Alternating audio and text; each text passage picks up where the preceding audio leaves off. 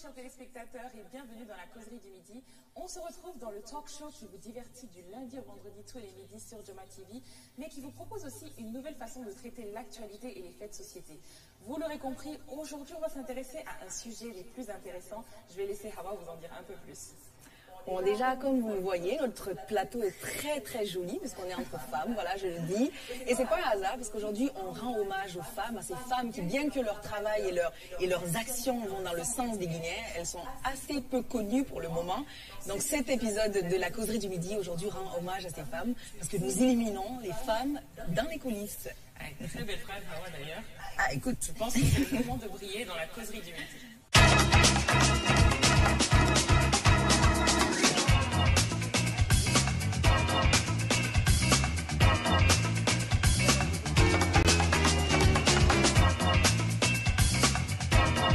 notre invité s'est installé il y a 4 ans de cela en Guinée, dans une volonté de vouloir bien habiller ses confrères guinéens. Je dis confrères parce qu'elle se spécialise principalement dans le sur-mesure de luxe pour hommes. Ça reflète d'ailleurs le nom de sa marque avec les hommes.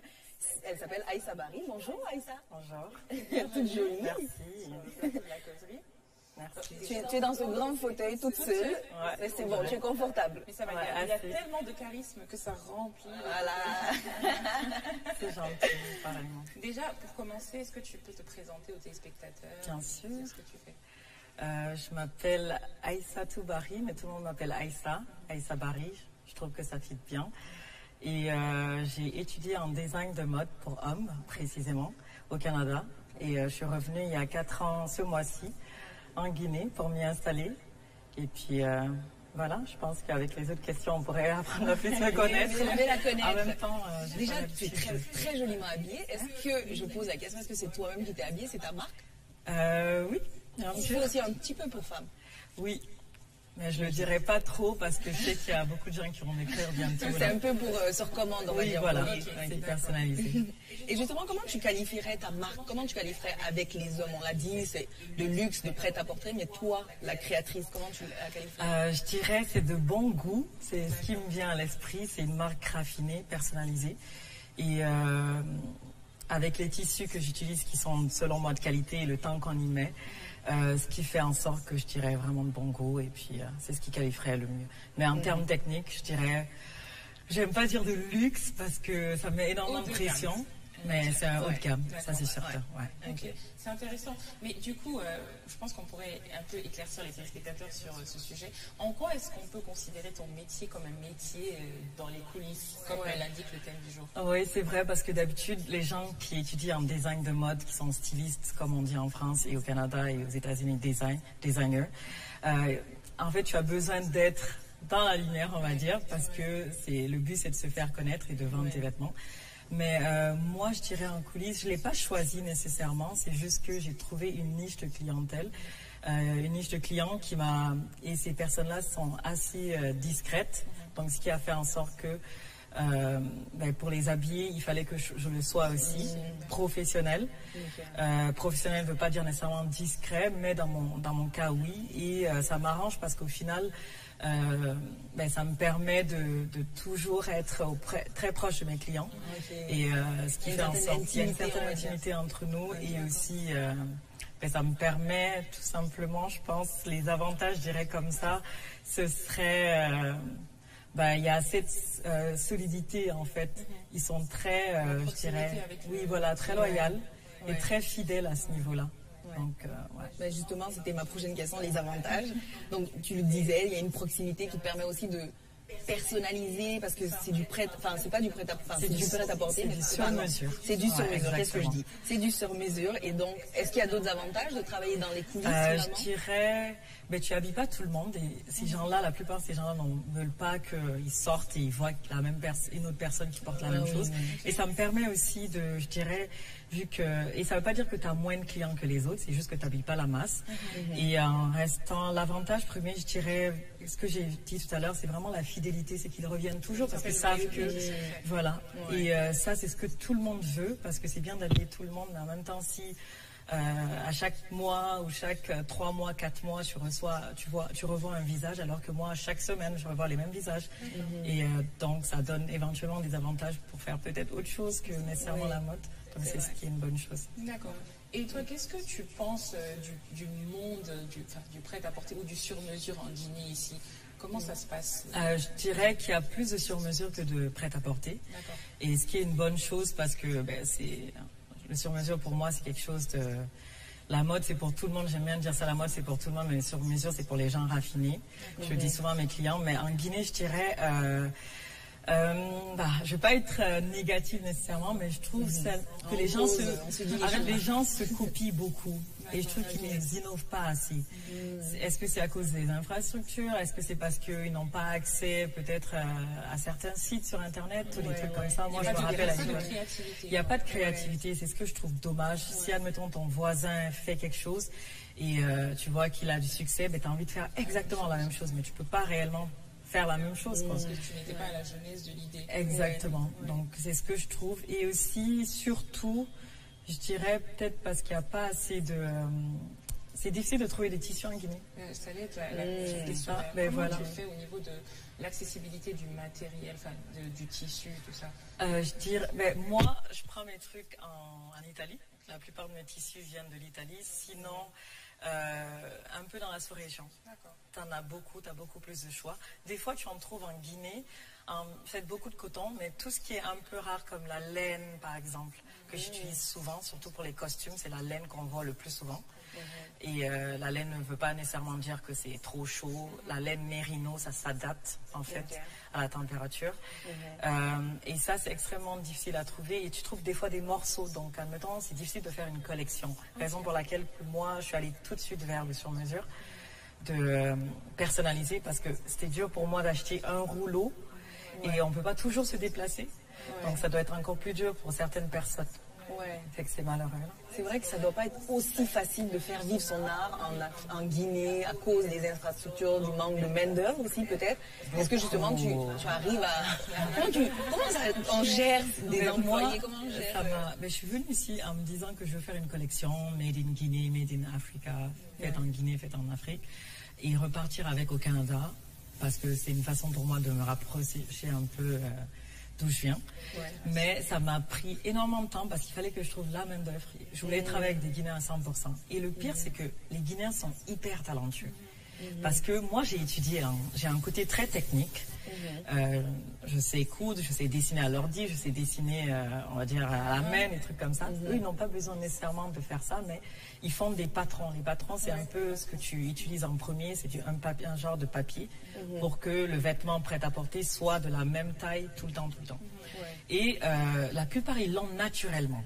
Ce que moi, j'ai appris à l'école, ce qui est très bien. Sauf que, par exemple, moi, ma première expérience, c'était justement... j'arrivais pas à trouver quelqu'un de stable. Aujourd'hui, il te fait un super vêtement, vous vous entendez bien, et le lendemain, soit malheureusement, il copie l'idée, et c'est malheureux de le dire, mais il copie l'idée. Ça t'est déjà arrivé plusieurs fois. Et je pense que ça arrive tout le temps. Moi, je crois en la concurrence saine, c'est-à-dire tu peux faire la même chose que moi, ça dérange pas. Comme tu disais, tant que c'est pas, je veux dire, c'est mon idée. Donc, je comprends que je vais toujours grandir, je vais toujours développer cette idée-là. Mais la main-d'œuvre, c'est ce qu'il y a de plus compliqué. Et je pense que... Et là, est-ce que tu as trouvé un équilibre au niveau de la main-d'œuvre ou c'est toujours encore un peu difficile? En fait, je pense qu'il faut s'adapter. Il faut s'adapter. Je vois mieux quand je rencontre quelqu'un et que je veux travailler avec la personne. Je sais à peu près, je dis à peu près parce qu'on n'est jamais dans le 100%, je sais à peu près comment, on va dire, aborder la personne. Parce que je me dis, si je vois par exemple un père de famille, c'est bizarre à dire, si je vois un tailleur père de famille, je sais qu'il a besoin d'argent. Parce qu'il a une famille à nourrir ou quoi que ce soit. Donc, je vais prioriser, je vais le payer un peu plus pour qu'il reste, pour le fidéliser, pour qu'il reste. Si je vois un jeune qui vient de commencer, disons que je vais lui parler un peu de ce qu'on peut faire dans 5 ans ensemble pour le motiver à rester avec moi. Donc, il faut s'adapter. L'approche est différente selon l'approche. Ça te donne des comment on dit skills, des compétences. Ça te permet de développer des compétences. Moi, je dis toujours que là-bas, t'aurais pas, parce que c'est ça. Je suis venue ici. Bon, je dirais pas mon âge. compliqué. Pourquoi? C'est Mais je suis venue ici, on ne demande pas une femme c'est son vrai. âge, mais disons, donne à 23 mes ans. débuts, j'étais déjà adulte quand je suis venue ici, clairement. J'avais 18 ans, 20 ans, voire 25 ans et plus. Mais je dis toujours, c'est ici que je suis devenue adulte, en fait. C'est la Guinée que t'as fait Oui, grandir. je veux dire, ici, c'est relations, le pratique, quoi. l'environnement, Ouais, C'est vrai. Ouais. Là-bas, tu as appris. Et là, Tu as appris et là, tu as pratiques vécu. tous les jours. Exactement. Ouais. Tu mentionnais tout à l'heure que la main-d'œuvre, tu as parlé d'un père de famille. Est-ce que justement les couturiers sont majoritairement masculins que féminins? Il y en a beaucoup qui sont masculins, bizarrement. On a tendance à croire que, bon, une couturière. Et je peux dire que je n'ai jamais travaillé avec une couturière. Ah, une femme, non? Ouais, jamais. C'est un choix ou c'est Non, juste que tu c'est. n'es pas tombée sur, Je pense les femmes ont tendance à aller vers, on va dire, la mode féminine plutôt. Oui, ok, oui. Et les hommes, parce que la mode masculine, elle est plus technique. Ah, mais c'est paradoxal. On aurait tendance à croire que les robes, c'est plus difficile à confectionner, mais finalement, c'est. Moi, j'aurais cru le Ouais. contraire. Parce que, tu sais, les robes complexes avec les ornements, alors que les hommes, souvent, leurs habits sont. En tout cas, quand tu les vois, Après, ça laisse moi, très je ne l'ai pas étudié, mais rien qu'en. Bon, je ne connais pas la psychologie des hommes, je n'ai pas la prétention de dire que je connais la psychologie, mais les hommes sont beaucoup plus méticuleux que les femmes. Exactement. Les petits ok. détails, ah ouais, donc, souvent, moi, mon mari, quand je le fais faire des habits, il me dit, mais ici, là, c'est un peu plus long qu'ici. Et moi, je n'avais même pas remarqué. Je dis, mais d'accord. porte ça comme ça. Tu vois, Et comme quoi, même si c'est simple, finalement, il y C'est a un un peu travail des deux, derrière. parce que les hommes, on voit tout de suite l'erreur. Parce que le vêtement est carré. c'est ça. Donc s'il y a quelque chose, il y a un petit fil qui dépasse, s'il y a une couture, un fil qui déraille un peu, on le voit. Alors qu'une femme, on sait tout, des fois, on porte un vêtement trop serré, mais on sait comment s'asseoir pour, ou bien on met On souffre. genre une épingle, une épingle Pour tenir sur les épingles. Exactement. Ouais. Ça peut cacher un peu s'il y a un côté. C'est ça. Voilà. Si tu te trompes et tu éternues là-bas. Exactement. Et justement, pourquoi tu as choisi d'habiller les hommes? Je dirais, au début, en fait, mes études étaient en 3 ans. Moi, je l'ai fait un peu plus vite parce que j'étais pressée, comme d'habitude. Et je l'ai fait en 2 ans et demi, certes, avec des cours d'été. Et la première année, tout le monde est obligé de faire pour femmes. Ok. Donc, tu apprends la base, les robes droites, les jupes, les pantalons, des trucs comme ça. Et ensuite, à partir de la 2e année, tu choisis soit de rester, continuer vers la femme, l'homme ou le costume. Et moi, j'ai choisi, ça m'a pris du temps à choisir, mais je suis quelqu'un de très, on va dire, tout ce que je fais, surtout dans mon travail, il y a toujours, parce que je pense à l'avenir, je me dis, ok, la mode masculine, il n'y a pas trop de monde dedans, surtout une femme qui habille les hommes, bah, t'as plus de clients, parce que on s'entend que, dire la vérité. quand les hommes, ils préfèrent Les hommes, quand une femme leur dit, ah, tu es très bien habillée. Et je me suis dit, bon, bah, you know. Mais techniquement, c'est parce que c'est plus difficile. Par exemple, une veste femme, tu as 60 morceaux à assembler, alors qu'un costume homme, tu en as 120 à peu près. Donc, c'est plus technique. Et je me suis dit, si j'allais vers les hommes, bah, après les femmes, ce serait facile pour moi de les faire. Ok. C'est comme moi qui a voulu apprendre manuel, de conduire manuel. Ouais, la même chose. Parce que je me suis dit, mais ça n'a pas fonctionné. Mais bon, ça, c'est une autre histoire. Ok, donc toi, tu as décidé de te lancer le défi finalement. Ouais, c'est de se plus, dire, Et finalement, certains... tu aimes ton choix. Ah oui, j'adore. Tu ne regrettes pas. J'adore. Moi, j'aimerais bien demander, le tissu que tu portes, comment il s'appelle? C'est du satin en fait. Les gens ont tendance à croire que c'est de la soie parce que Je c'est pensais doux, que c'était de la soie. mais c'est du satin. Mais tu sais, on ne connaît pas vraiment la différence ici. Ouais, ça brille, c'est un peu plus lustré en fait parce que les fils qu'on utilise sont plus fins. Ok. Et tu travailles souvent avec ce genre de tissu? Ouais, moi les tissus c'est ma passion. Ok. Mes vêtements sont très simples, d'autant plus que j'habille les hommes. Malheureusement, bah, on va dire qu'ils sont pas aussi fous que nous dans les vêtements. Extravagants, malgré qu'ils devraient l'être. Ah oui? Ouais, devrait de se plus en permettre. plus, Tu proposes Tom. à certains Oui, clients au début de quand je changer? venais d'arriver, il y avait beaucoup de mes clients, c'est bleu, noir ou gris, le costume. Ouais. Et là, de temps en temps, tu vois un petit pantalon en saumon. Ouais. Ils appellent ça rose, mais c'est du saumon. Ouais. Donc, Tu leur permets d'oser un peu. oui, je me dis, on est jeune et puis Pourquoi faut pas, oser. quoi. C'est vrai. Intéressant. Et du coup, je pensais que tu posais la question. Mais qu'est-ce qui t'a motivé à continuer malgré les difficultés? Bon, là, quand on t'entend, on dirait que tout va bien. Mais bon, habiller les hommes, ça a l'air de. Ça, c'est parce que je suis de devant bien les te caméras. plaire. Tout Bon, va justement, bien. nous, ça nous intéresse. Qu'est-ce qui se passe dans les coulisses? comment tu fais pour... Enfin, déjà, c'est quoi les difficultés de travailler avec les hommes, là? Souvent, c'est des hommes un peu d'une classe, on va dire, comment dire, classe sociale un peu plus élevée. Est-ce que ça vient avec son lot de difficultés? Oui et oui. Aïe. Parce qu'en fait, des fois, j'ai l'impression, et je les aime déjà, je vous aime. N'oubliez pas, ok, ouais, laissez-moi dire ce que je vais dire. En fait, c'est comme si je devenais leur assistante. Parce qu'au-delà de leur créer un vêtement, de leur faire un vêtement personnalisé, j'aime bien m'asseoir, comme je disais tout à l'heure, j'aime beaucoup les tissus. Moi, les cours qu'on a eu de tissus, c'était, j'allais plus loin, je suivais le prof pour comprendre un peu plus. Parce que pour moi, c'est important, surtout en Afrique, parce que la température, bon, elle varie légèrement, mais quand il fait chaud, il fait chaud. Et oui, c'est un peu compliqué parce que je deviens leur assistante, parce que je leur fais toujours comprendre, par exemple, oh, voici le tissu que vous portez, monsieur tel, et ce tissu-là, il s'adapte à la température. Porter du lin, mais pas devant les caméras, parce que ça se froisse. Pas quand c'est dans un truc professionnel, parce que vous allez vous lever, on va avoir plein de plis partout. Et portez pas ce type de cravate à la télé, parce que ça fait mal. Un peu leur concert en images, quoi. Oui, beaucoup. Et je me suis rendu compte, quand on est entrepreneur, on finit par faire tellement de choses. Et je pense que une des difficultés avec peut-être mes clients, on va dire, c'est ce côté-là. Je suis toujours à 23h, je réponds au téléphone, quoi. Je réponds au téléphone, il y en a qui me disent, est-ce que tu connais telle personne pour un pressing? J'en trouve pas en Guinée. Et je leur dis, ok, vas-y, j'envoie quelqu'un qui va récupérer. C'est comme un peu de la psychologie, on va dire. La psychologie à travers le vêtement. Ouais, donc au niveau de mes clients, on va dire que c'est peut-être ça un peu la difficulté. Okay. Parce qu'ils te prennent beaucoup de temps. Oui, voilà, mais ce qui m'aide, c'est que je suis passionnée. J'aime beaucoup. Ça se sent. J'aime beaucoup. Je pourrais parler de la mode. Oui, on va te réinviter tout le temps pour parler de mode. Voilà. Notre spécialiste mode. Exactement. Ça, c'est réglé, on en a une. Et du coup, à ton retour du Canada, quand tu as voulu t'installer ici et faire ta collection Made in Africa, Made in Guinea, comment tu as eu ton premier client, ton premier job? Comment tu y es arrivé? Mon premier client. Je veux que tu regardes ça parce que franchement, je m'excuse encore. C'est vrai parce que en mode, l'école que j'ai faite, on ne t'apprend pas à prendre des mesures. C'est bizarre, hein? On t'apprend à créer. En fait, c'est comme si on était au fourneau et souvent on a besoin d'une styliste qui nous dit comment agencer parce que nous on est des artistes. Donc on va dire ok, je veux tel tissu, ceci, cela. Donc quand je suis arrivée ici, je savais pas comment prendre les mesures. Je savais que je pouvais faire des vêtements, je pouvais le coudre, concevoir, tout.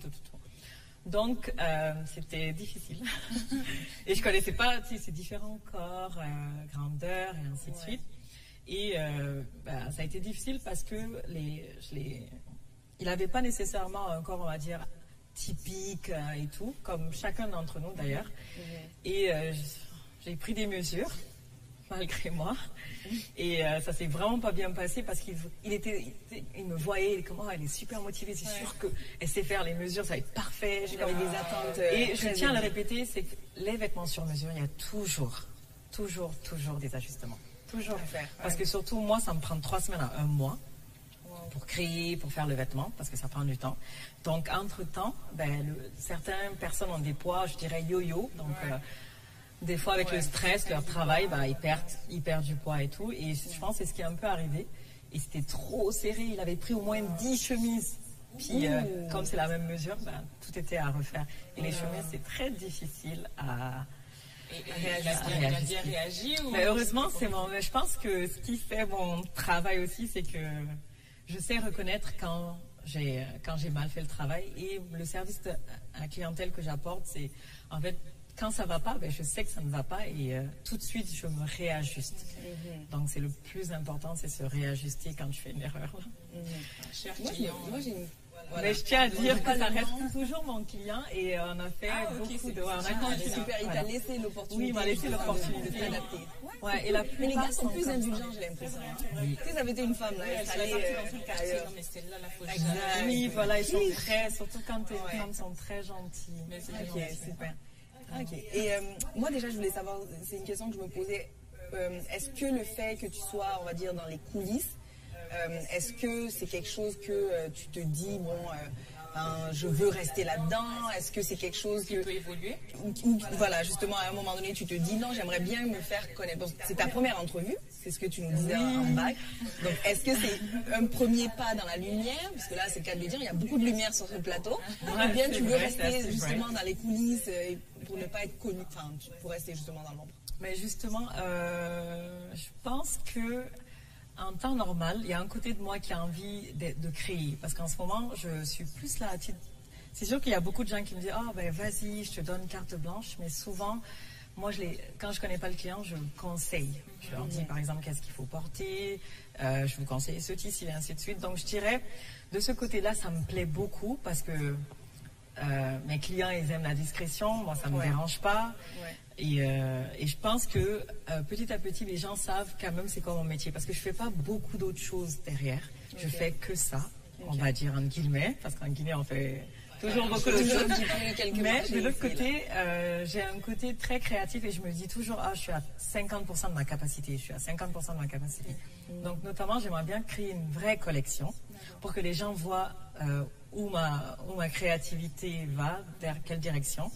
Et aussi, c'est une façon de peut-être motiver certaines personnes. Comme on dit, les gens, entre guillemets, se copient ici. Mais de façon positive, c'est aussi créer un peu... C'est quand tu élèves le niveau, les gens vont te suivre. Et quand tu restes au même niveau, ils vont juste être au même niveau aussi. Et si je peux inspirer en créant, en élevant le niveau, je serais honorée de le faire. Donc ça me permettrait peut-être d'être dans la lumière. Mais encore une fois, vous verrez... Non, mais vous verrez que... Tu aimes quand même la discrétion. Oui, j'apprécie la discrétion, toujours. Okay. Mais est-ce que tu te vois dans un futur, bon, peut-être pas futur proche, mais en tout cas à un moment de ta carrière, habiller les femmes comme tu le fais avec les hommes? Peut-être le même style de personnes, des gens qui sont dans la même classe sociale, mais habiller ces femmes ou même des gens qui sont d'autres classes sociales, enfin, monsieur, madame, tout le monde. Ouais, j'aimerais beaucoup parce que il y a une partie de ce que je fais qui est à l'extérieur de la Guinée. Il y a une autre partie qui est là. Et cette partie-là, comme je suis là et que moi je suis quelqu'un qui est très, je dirais pas perfectionniste parce que ça n'existe pas, ça sert à rien d'ailleurs. Mais disons que je suis très pointilleuse parce que je veux dire le design c'est ça aussi, c'est l'œil qui voit avant de le toucher. Et je dirais que oui, le côté femme me permettrait un peu d'être à un autre niveau. Et j'aimerais beaucoup. Et d'ailleurs, je prépare une collection. J'avoue, je le dis souvent à mes amis. Mais c'est juste parce que... Là, le fait que tu l'aies dit sur le plateau, je suis obligée, oui. Vous invitez à dire quelque chose ici, ils le font. Donc, le fait que tu l'as dit, mesdames et messieurs, Aïssa Barry a dit que la collection femme arrive. La collection femme arrive et je pense qu'elle va être discrète comme moi, mais ça va être une très très bonne qualité. Super. En tout cas, on le voit déjà de ce que tu portes. C'est très joli. On porte à peu près les mêmes tailles. Donc voilà, si jamais tu veux montrer ça, il n'y a pas de souci. Comment ça? Moi, je porte pas la même taille, mais si jamais tu veux. Voilà, on peut ajuster bien sûr. Ça va être du prêt-à-porter d'ailleurs pour femmes. Super. Et beaucoup de one size parce que je trouve que c'est bien de mettre tout le monde à l'aise. Et pour femmes, ça va être, je pense, pour toutes les tailles, pour ce que je sais quand... Mais est-ce que tu mets vraiment un point d'honneur sur le fait que chaque vêtement doit être unique? Par exemple, le client qui vient pour un vêtement, il n'aimerait pas aller à une cérémonie et voir son collègue. On n'aime pas ça ici en Guinée. Dans la même tenue. C'est primordial, surtout par rapport à mes clients. Et même des fois, ce que je fais, c'est que si, admettons, ils sont à peu près le même milieu, parce que c'est une niche, on s'entend aussi, la Guinée, c'est pas très grand. Et ce que je fais, si la personne insiste à vouloir à peu près la même chose qu'une autre, ben, je lui dis, il y a au moins 2 personnes qui ont la même chose. Mais je pense que vous n'allez pas vous croiser. Parce que aussi, j'étudie ce côté-là, et j'ai toujours sur mon téléphone, telle personne j'ai une mémoire photographique. Et ce qui me permet de dire, ok, je sais que telle personne a déjà pris ce tissu-là, donc je conseillerais plutôt, sans nécessairement dire le nom. Et après, c'est à son aise si la personne... en tout cas, tu préviens. Je préviens toujours, mais j'essaie le moins souvent qui se croisent pas, de sorbi comme on dit, parce que même moi j'aime pas ça. Ça m'est arrivé une fois. En plus on venait de me demander, j'étais sortie avec mes amis, on venait de me demander, c'est toi qui l'as fait, parce que tout le monde croit que tout ce que je porte c'est moi qui l'ai fait, et non. Et la personne venait de me demander, est-ce que c'est toi qui l'as fait? Et je me dis que si j'avais menti, et j'avais dit oui, parce que ça ressemblait à quelque chose, j'aurais pu. Et même pas 2 secondes, quelqu'un rentre avec le même vêtement. Puis j'étais comme, salut. Donc tu as dit la vérité. Ouais, il faut toujours dire la vérité, guys. Avec la c'est vrai qu'avec son milieu, elle aurait peut-être plus tendance à dire ah oui, c'est moi qui l'ai fait, ouais. Ouais, parce qu'au final, tu te dis, je peux le faire. C'est ça, C'est ce que je trouve le effectivement, je peux le faire. Mais heureusement que et c'est quoi tes projets à venir là? On s'attend à quoi? Bon, on le sait maintenant, la collection femme. Est-ce qu'il y a d'autres projets qui sont même pas forcément dans ton lieu, mais qu'est-ce que Aïssa Bari nous réserve? Mais dans la mode, j'aimerais faire un défilé, mais dans un endroit très très unique. Donc, il va falloir très discret. Peut-être pas forcément discret. Pas nécessairement discret, mais un endroit où d'ailleurs tout le monde passe, mais ne se dit pas qu'on pourrait faire un lieu. Imagine. Au rond-point.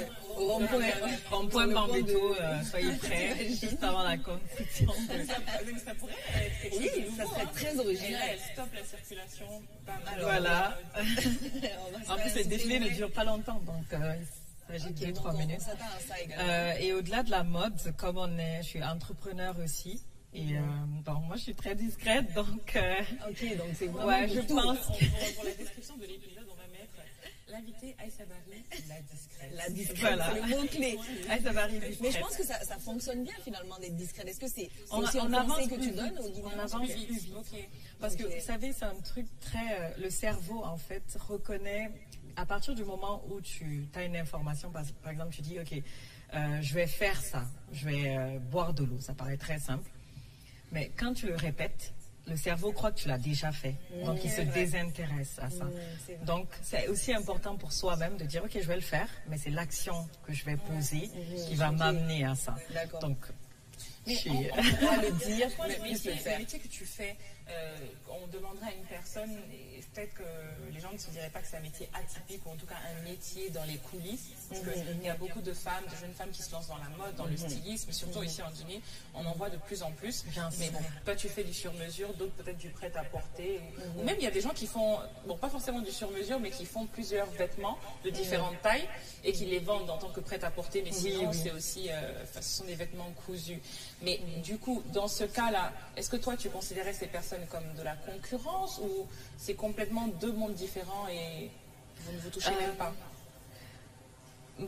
Quand je vais commencer le prêt-à-porter, je pourrais dire oui de la concurrence, mais j'aime pas dire ce terme parce que tout le monde croit toujours, c'est comme quand tu dis je suis opportuniste, tout le monde croit toujours que c'est péjoratif, alors que pas du tout.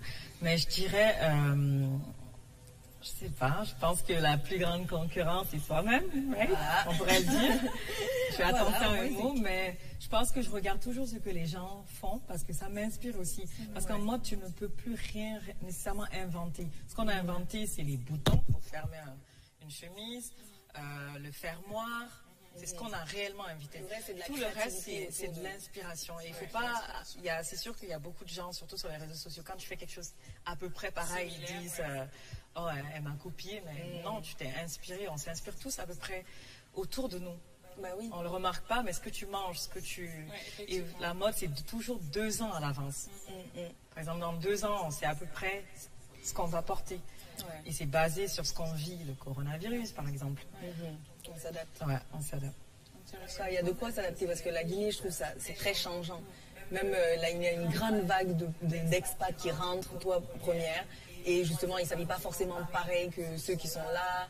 Enfin, je pense qu'effectivement, il y a vraiment de quoi faire au niveau créatif, puisque ça change constamment. Et la plus belle inspiration, c'est dans la rue. Oui. Moi, je m'inspire toujours. Je prends plein de photos de plein de gens, je m'excuse. Je ne montrerai pas mon téléphone, mais j'ai plein de photos de plein de gens. Je vois quelque chose là, je suis comme, j'aime bien. Là, je prends la photo. Et tu modifies à ta façon. Et je ne demande pas toujours, parce que j'essaie de... Je veux dire, c'est juste moi qui le vois. Et j'essaie de couper le visage de la personne. Là. Mais ça m'inspire beaucoup les gens. Je regarde beaucoup les gens, d'ailleurs. C'est pour cela. Est-ce que du coup, on a parlé de discrétion dans ton métier, mais est-ce que tu partages, des fois tu communiques sur ta marque, ou c'est vraiment un petit cercle de personnes qui la connaissent? Ben c'est ça, en fait, des fois je suis tiraillée entre le côté où j'ai envie d'être connue parce que j'ai quand même étudié, je veux dire, les études de mode, c'est extrêmement compliqué.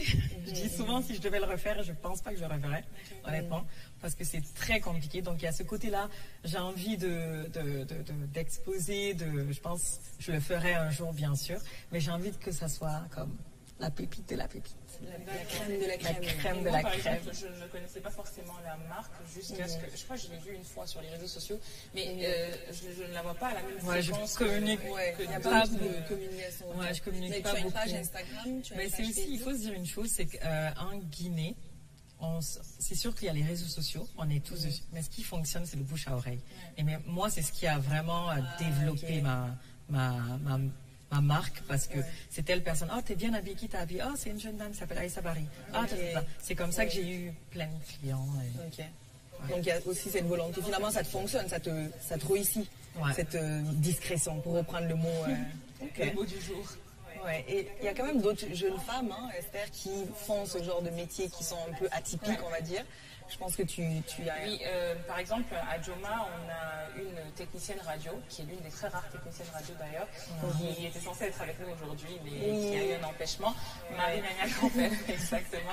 Et en fait, ce sont des métiers qu'on n'imagine pas forcément attribués aux femmes, mais elle s'y plaît vraiment. Et j'aurais aimé qu'elle soit là pour nous partager son histoire, mais c'est vraiment une histoire de passion. C'est un métier que son père faisait. Du coup, c'est quelque chose qui lui tient à cœur. Et, bon, on verra. Peut-être une autre fois. Une autre émission. Et je pense que ce sont des parcours qui inspirent, parce que c'est vrai, on parle de mode et tout. Certains doivent se dire, la mode, c'est très femme. Mais ton parcours est quand même, je pense, inspirant. Et prendre le courage de se dire, ok, j'aurais peut-être pas la masse comme cliente, donc j'aurais peut-être pas, on va dire, la gloire que je mérite, mais au moins j'ai trouvé mes clients. Moi, je pense que ça demande vraiment beaucoup de courage de se mettre en retrait comme ça. Et ça encourage les entrepreneurs qui nous écoutent de se dire que finalement, de réussir et d'entreprendre, c'est pas tout le temps, ça rime pas tout le temps avec la popularité et de se mettre de l'avant. Parce que des fois, au niveau de ta personnalité, t'as pas la volonté d'être mise de l'avant, t'as pas la volonté d'être pointée du doigt et exposée. Finalement, tu peux réussir tout en étant discrète. C'est ça. Ça c'est sûr. Et justement, est-ce que tu as des conseils à donner aux jeunes Guinéennes qui rêvent de réussir leurs rêves ici en Guinée? La première chose que je dirais, c'est en fait, l'effort que tu auras, l'effort que tu mettras, c'est le résultat que tu auras. Donc il ne faut pas se leurrer, c'est ça en fait, le travail. Et je dirais moi j'ai choisi le privé, et je conseille les gens d'aller vers le privé, parce que le privé ne veut pas dire nécessairement c'est de l'entrepreneuriat, mais c'est aussi des entreprises privées qui ne font pas partie de l'État, qui ne sont pas étatiques. Mais je dirais surtout, il faut travailler dur. Il faut travailler, et il n'y a rien de mieux que de se lever chaque matin en ayant des objectifs et de se dire, ok, aujourd'hui j'ai fait ça, comme bravo. Parce que la vie, c'est ça en fait. C'est pas la monotonie ou quoi que ce soit, c'est vraiment vivre chaque jour comme si, je dirais pas comme si c'était le dernier YOLO ou des trucs comme ça, c'est pas ça. Mais de se battre en fait, et de pas se précipiter. On gagne pas une bataille en étant précipité, il faut de la résilience. Et pour moi, la résilience, c'est ça. Pour moi, la résilience, c'est la patience, la persévérance, la résistance, parce que c'est extrêmement compliqué. En Afrique, en Occident, en Guinée, c'est là qu'on... Surtout en tant que femme aussi, une femme africaine. Bien sûr, parce que dès qu'on voit une femme, on la juge déjà, on coche énormément de choses, alors qu'au final, donc il faut vraiment se battre, et c'est pas parce que ton voisin a réussi plus vite que toi que chacun a son parcours. Voilà. C'est bon ça. C'est intéressant. Je pense qu'on va prendre note. On va prendre note. Et surtout, chers téléspectateurs, c'est vrai que l'histoire a tendance à nous raconter que le monde s'est fait grâce aux hommes avec un petit H. Mais Josh va venir sur le plateau de la causerie du midi tout de suite pour complètement déconstruire cette idée et vous parler de ces femmes peu connues qui ont changé le cours de l'histoire. C'est dans la rubrique Identité.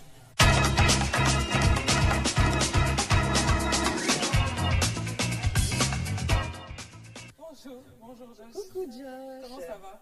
Tu m'as l'air fatigué aujourd'hui. Fatigué. Mais pourquoi tu veux être fatigué comme ça? Il y a 2 jours que je ne dors pas. À midi comme ça déjà tu es fatigué. Ouais, ça va aller.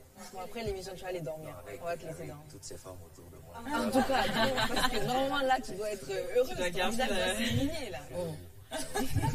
Donc Josh, dis-nous tout, on t'écoute. D'accord. Après, il y a des femmes qui ont quand même marqué l'histoire, qui ont marqué le monde. Il faut les citer. C'est vrai que dans le monde, on n'en parle pas trop, mais il y en a. Donc j'ai pu avoir 8 noms, je vais vous citer tout à l'heure. La première, c'est Tarana Burke. Elle est des États-Unis. Elle a fondé le mouvement MeToo. Ça, c'était en 2006. Et a passé des décennies à soutenir les survivantes des violences sexuelles, en particulier les jeunes femmes noires. Il y a Vanessa, les Ougandaises, a commencé à s'informer sur le changement climatique à l'âge de 21 ans. Et 1 an plus tard, elle a commencé à diriger le mouvement Fridays for Future en Ouganda. Elle est également fondatrice du mouvement Rise Up qui s'efforce d'amplifier les voix militantes africaines. Il y a Jaha, après avoir subi des mutilations génitales à l'âge de 15 ans, a commencé à s'élever contre cette... Déjà, il y avait les mutilations génitales, et puis elle a commencé à s'élever contre ces 2 pratiques et est devenue l'une des principales voix du mouvement. La dernière, c'est Rosa Parks. Elle est aussi des États-Unis. Elle est figure majeure dans la lutte contre la ségrégation raciale. Il faut noter que le 1er décembre 1955, qui marque l'histoire aux États-Unis, en refusant de céder sa place dans un métro. Donc elle a refusé de céder sa place à quelqu'un. Donc c'est là où les gens ont parlé d'elle, sinon elle était carrément dans l'ombre. Donc toutes ces femmes sont des femmes qui ont vraiment combattu et que les gens ne connaissent pas trop. Il y en a beaucoup, mais je peux que prendre quelques fois. Heureusement qu'il y en a beaucoup d'ailleurs. Ça fait plaisir en tout cas. Je suis contente en tout cas d'avoir des Africaines dedans. Parce que généralement, je pense que quand on fait ce genre de recherche, on tombe souvent sur, oui, les femmes noires, mais les Américaines, des Anglaises. Je suis bien contente. C'est inspirant, même moi ça m'inspire. Ah, je connais pas. C'est la technicienne de la radio. Pardon. Et on a Aïssa, on a Esther. Non, mais ça fait du bien. Il y a des petites filles qui nous regardent, j'en suis sûre. Il est midi, elles s'assoient, elles se disent. Il y a des femmes qui sont là et qui sont fortes. Et les femmes sont fortes, il faut le dire. Hein. On le cache souvent, mais même nos mamans qui travaillent à longueur de journée pour nourrir leur famille, c'est des femmes fortes. Et on le banalise, on le prend pour acquis, mais c'est et les femmes, elles ne sont pas que fortes pour s'occuper du mari, des enfants, de la cuisine, de la maison. La force mentale qu'elles ont quand elles ont un objectif, je trouve que c'est incroyable. Quand une femme se met quelque chose dans la tête, elle le fait. Moi, j'ai déjà, je ne sais pas si tout le monde va être d'accord avec ça, mais ça m'avait inspiré. Je pense que c'est dans un film, je ne me rappelle pas lequel, mais il y avait justement une femme qui disait... tu sais, quand les hommes ont découvert que la femme était faite forte, je veux dire, on accouche, j'en passe, les hommes ont décidé de créer la guerre pour ressentir cette masculinité, c'est ressentir, c'est fou à dire, pour ressentir un peu cette frayeur. Non, mais ils ont besoin de ressentir, c'est vrai. Oui, voilà, parce que nous, chaque mois, on a des douleurs, on doit accoucher, ainsi de suite. Donc, et souvent, on l'associe comme synonyme de faiblesse, quoi. Tu peux pas faire ça parce que voilà, t'es une femme, ou bien il y a un vrai non quoi. On est forte et Aïssa et Marie qui devaient être là, l'exemple. Et toutes ces femmes d'ailleurs. Et toutes ces femmes. Il y en a encore qui nous regardent, qu'on salue, qu'on aurait voulu recevoir aussi. Elles ont clairement changé l'histoire parce que leurs actions sont en train de changer le monde, ou en tout cas ont changé le monde à un moment. Et je pense qu'il ne faut pas non plus minimiser ce que tu fais.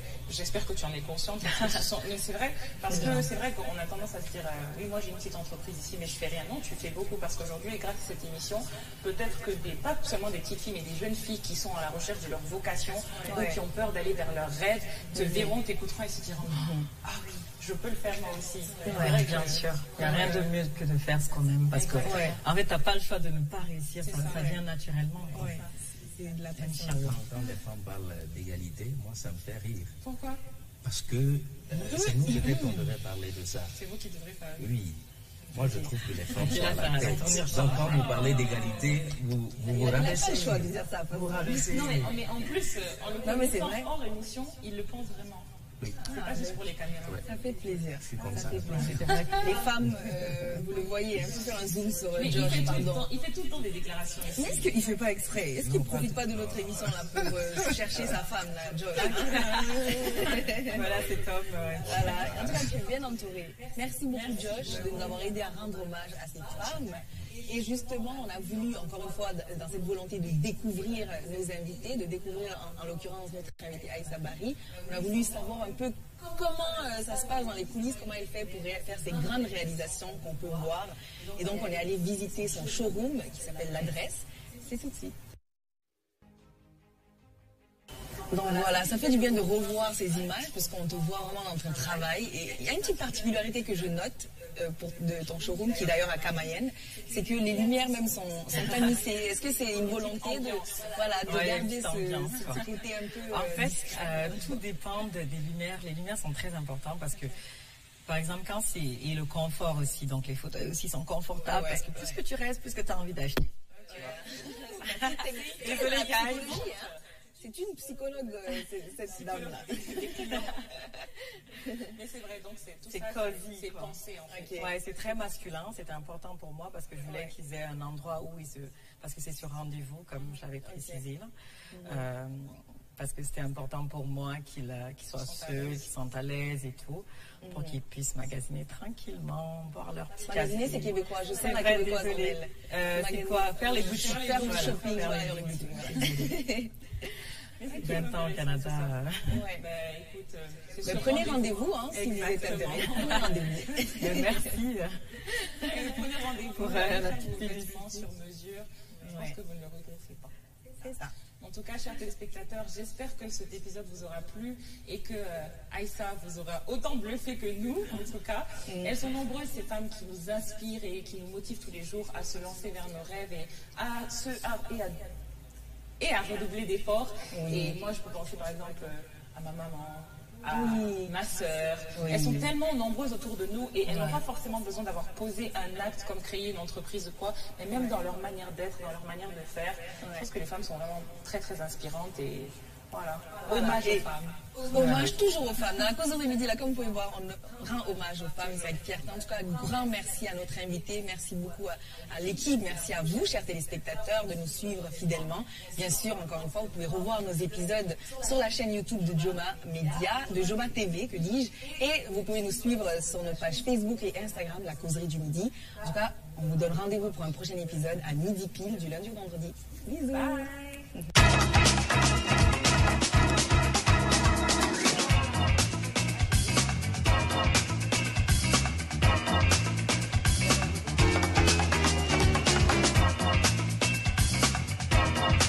MT Solutions vous a proposé la causerie du midi. Avec MT Solutions, faites appel à un réseau de compétences internationales pour tous vos projets.